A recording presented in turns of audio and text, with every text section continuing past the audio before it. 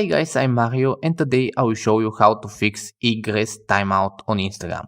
It's very simple and easy to fix, so let's get started.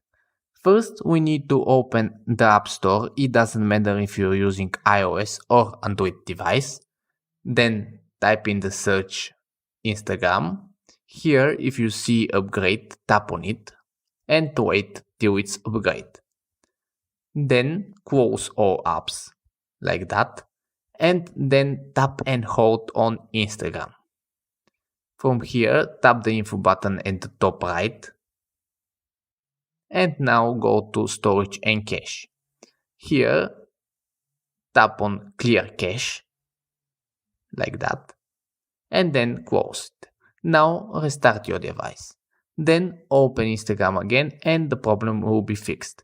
Thanks for watching. If you like this video, give it a like and subscribe to see more.